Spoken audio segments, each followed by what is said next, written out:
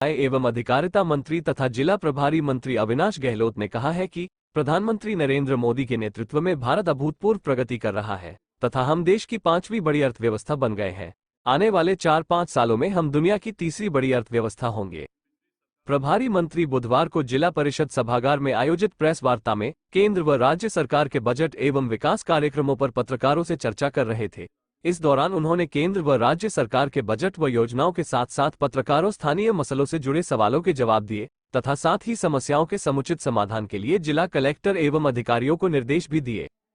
पत्रकारों द्वारा police line का गेट बंद होने के कारण एसडीएम तहसीलदार कार्यालय जाने में आमजन को होने वाली परेशानी का मसला उठाया गया, जिस पर प्रभारी मंत्री ने जिला कलेक्टर से कहा कि पुलिस अधीक्षक से चर्चा कर पुलिस लाइन का गेट खुलवाएं ताकि आमजन को अनावश्यक परेशानी का सामना नहीं करना पड़े। विधायक हरलाल सहारण ने भी पुलिस लाइन का दरवाजा खुलवाए जाने की जरूरत जाहिर की। उन्होंने कहा कि यमुना जल समझौते का पूरा लाभ चूरू जिले को मिलेगा और इस पर विस्तृत काम किया जा रहा है। उन्होंने कहा कि नगर निकायों में पट्टों का अभियान बंद नहीं किया गया है, बेहतर पॉलिसी और पारदर्शिता के साथ नागरिकों के पट्टे बनाने का काम किया जाएगा। उन्होंने कहा कि प्रधानमंत्री की पीएम सूर्यघर योजना आने वाले दिनों में उपभोक्ताओं का बिजली का बिल 0 कर देगी। राजस्थान सरकार के पिछले बजट में, केंद्र सरकार के बजट में जो 2047 से विकसित भारत विकसित राजस्थान की कल्पना को साकार करने के लिए जो माननीय प्रधानमंत्री मोदी जी का, मुख्यमंत्री का सपना है, उसको पूरा करने के लिए और बजट घोषणाओं को आखिरी छोर पर बैठे व्यक्ति तक पहुंचाने के लिए बजट की क्रियान्विति सही समय पर सही तरीके से हो, इस संबंध में प्रेस वार्ता में सभी पत्रकार बंधुओं से रूबरू होने का अवसर मिला। हम आपको विश्वास दिलाते हैं, चाहे केंद्र सरकार की योजना हो चाहे राज्य सरकार की योजना हो, निश्चित समय पर उसको पूरे पारदर्शी तरीके के साथ पूरा करेंगे। हम घोषणाओं में नहीं, हम काम करने में विश्वास करते हैं और आप लोग देखेंगे इसी वित्तीय वर्ष 2024-25 के अंतर्गत जो चूरू के लिए घोषणा हुई है, थोड़े दिन बाद में आप लोग देखेंगे उनका शिलान्यास भी होगा और जब काम पूरा हो जाएगा उनका उद्घाटन भी होगा और 6 महीने बाद दोबारा बजट आएगा। जो कुछ कमी चूरू के बजट में रह गई है, चूरू के विकास में रह गई है, उसको पूरा करने का काम भी हम सब मिलकर करेंगे। कांग्रेस का आरोप है कि केंद्र सरकार ने राजस्थान को बजट में कुछ नहीं दिया। देखिए, कांग्रेस के पास में कुछ कहने के लिए बचा नहीं है। मैं सोचता हूं कि जो भी फ्लैगशिप योजनाएं बनती हैं उन्होंने शायद बजट को बढ़ा नहीं है। प्रधानमंत्री आवास के अगर मकान बनेंगे, क्या राजस्थान में नहीं बनेंगे? प्रधानमंत्री ग्राम सड़क योजना अगर लागू होगी, क्या राजस्थान के लोगों को नहीं मिलेगी? किसान सम्मान निधि का फायदा मिलेगा तो क्या राजस्थान को नहीं मिलेगा? चाहे पीएम सूर्यघर योजना का लाभ होगा तो क्या राजस्थान के लोगों को नहीं मिलेगा? ऊर्जा के क्षेत्र में हो, पानी के क्षेत्र में हो, कौशल विकास के हो, आंगनबाड़ी में हो, मनरेगा के हो, ये सारे काम तो है जो राजस्थान को मिले हैं। ऐसा नहीं है, ये तो कांग्रेस के पास में नरेंद्र मोदी की खिलाफत के अलावा, केंद्र सरकार के विरोध के अलावा कोई बचा नहीं है। लगातार 3री बार किसी देश का नेतृत्व करने का मौका 1962 के बाद किसी व्यक्ति को मिला है, वो देश के प्रधानमंत्री नरेंद्र मोदी जी हैं। और लगातार 3री बार कांग्रेस को, विपक्षी दलों को विपक्ष में बैठने को मजबूर किया है। विपक्ष में बैठने का उनका जो मौका मिला है उनको, उससे भी वो हड़बड़ा कर इस तरीके के बयान दे रहे हैं। मैं तो सोचता हूं कि 18% सफलता के बाद भी कांग्रेस इस मुगालते में है कि हम लोग नरेंद्र मोदी को हरा कर आ गए हैं, क्योंकि गलतफहमी है।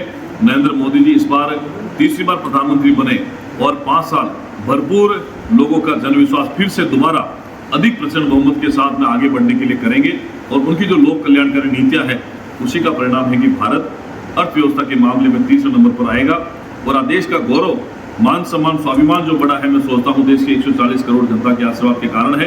कांग्रेस के पास में विपक्ष में बैठिए, विपक्ष में बातें करिए और वही काम करते हैं कांग्रेस वाले जो उनके नेता राहुल गांधी जी कहते हैं। एक ऐसा व्यक्ति जिनको पता नहीं है भारत के आम जनता की जनमानस की बात क्या है, ग्राउंड लेवल की बात क्या है, और राहुल गांधी जी को पता नहीं है। इसलिए मैं कहता हूं कि कांग्रेस के पास में कहने को कुछ नहीं। विकास के जो मुद्दे हैं उनके आधार पर हम लोगों ने चुनाव लड़ा और आगे भी विकास के मुद्दों पर हम लोग चुनाव लड़ेंगे। सर, यमुना जल समझौता जो जिसका यानी कि अभी चर्चा हो रही है इन दिनों, इसके अंदर कोई स्थिति स्पष्ट नहीं है सर कि कितना जल चूरू जिले को मिलेगा या कौन सा क्षेत्र प्रभावित होगा? मैं सोचता हूँ कि यमुना जल समझौता पहली बार इसके लिए प्रयास किया तो आदरणीय भैरव सिंह शेखावत साहब ने किया। उसके अलावा किसी कांग्रेस के नेता ने कभी इसके लिए प्रयास नहीं किया। और जब आज हमारे यशस्वी मुख्यमंत्री भजनलाल शर्मा जी ने केंद्र सरकार के सहयोग से हरियाणा सरकार से यमुना जल समझौता किया है, चूरू की जनता को पानी पिलाने का काम हमारी सरकार करेगी और इस दावे के साथ में हमारे मंत्री ने विधानसभा में कहा है, हमारे मुख्यमंत्री ने कहा है। मैं आपको विश्वास दिलाता हूं कि आने वाला समय चूरू की जनता को यमुना जल समझौते का पानी आएगा। और मुख्यमंत्री ने बड़ी जिम्मेदारी के साथ में ये कहा है, और हम तो ये कहते हैं कि हम घोषणा करने में विश्वास नहीं करते, इस काम को भी ध्यान पर लाएंगे। और जो 2400 MCM पानी है वो हरियाणा का, उसके बाद में जो एक्सेस पानी होता है, हर बार ये होता है, आज जब बारिश आती है एक्सेस पानी, लाखों लीटर पानी जो है वो वैसे चला जाता है, आगे निकल जाता है, वो चूरू या सीकर और झुंझुनू जिले के पेयजल में काम आएगा। इसलिए हम आपको भरोसा दिलाते हैं, इस बारे में किसी तरीके की गलतफहमी में कोई लोग नहीं रहे। हम चूरू, सीकर, झुंझुनू को यमुना जल समझौते का पानी लाकर देंगे, उनकी पेयजल की वर्षों की समस्या का समाधान। देखिए, जब भी कोई बड़ा काम होता है तो पहले उसकी DPR बनाने का काम हम लोग करते हैं। DPR में और वास्तविक लागत में बहुत अंतर होता है। जब DPR बनेगी उसके बाद में ही वो काम आता है। लेकिन फिर भी आप लोगों को समझना होगा कि हमारी सरकार का पहला बजट है।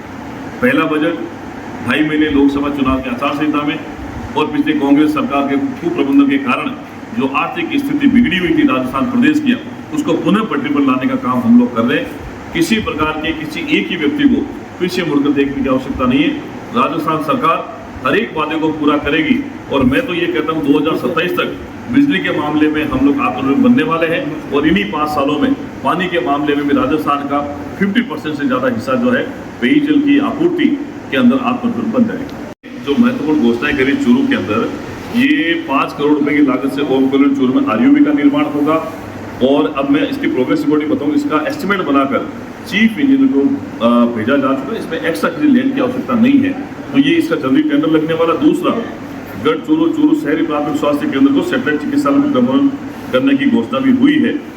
पूर्व में उपलब्ध भूमि में संचालित किया जाएगा। सामग्री उपकरण भवन निर्माण हेतु 22 करोड़ की लागत का साइड प्लान जो है, एस्टिमेट है, बनकर सरकार को भेजा जा चुका है। ये बजट हमारा पास हो गया और अब चूंकि सरकार बजट का सेशन भी कंप्लीट हो गया, तो मैंने पहले भी आपको बताया कि बजट की घोषणा और बजट सत्र के खत्म होने के बीच में हमने सारी प्रक्रिया पूरी कर ली है। अब सिर्फ टेंडर लग गए, टेंडर के बाद में काम शुरू होने वाला है। 5 करोड़ रुपए माननीय मुख्यमंत्री ने घोषणा की है। 5 करोड़ रुपए में शानदार तरीके से RUB बनाकर आप लोगों को देंगे और पहले की जो कमियां रही है उसको भी दुरुस्त करेंगे।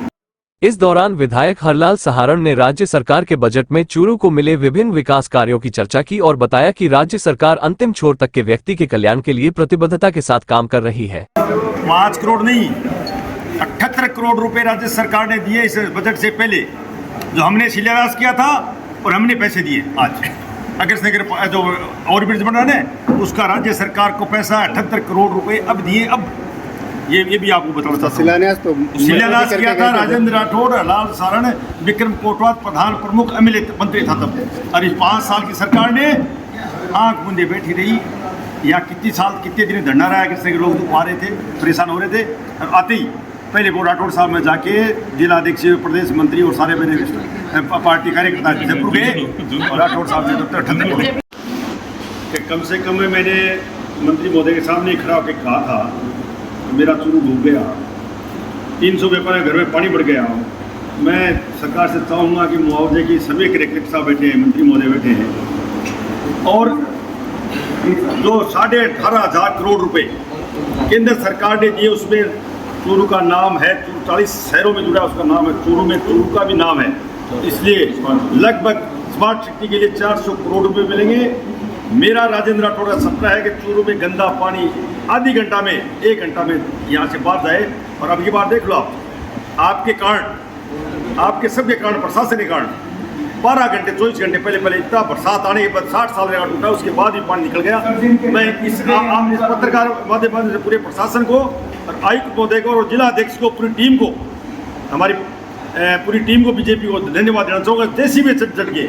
और मैं विधानसभा में बीच में आ रहा था कि अब आपको क्या जरूरत नहीं है, उसके बाद भी इन्होंने काम किया, इसलिए धन्यवाद। और इस चूरू का सुंदर विकास भी करेंगे। पानी जो गंदा पानी है उसको बाहर निकालने का भी काम करेंगे। इस दौरान पद्म भूषण खेल रत्न अवॉर्डी देवेंद्र झाझड़िया, जिला कलेक्टर पुष्पा सत्यानी, जिला प्रमुख वंदना आर्य, ADM उत्तम सिंह शेखावत, ACO दुर्गा धाका, ADPR कुमार अजय, वासुदेव चावला, बसंत शर्मा, ओम सारस्वत, हेम सिंह शेखावत, विक्रम कोतवाल आदि मौजूद थे।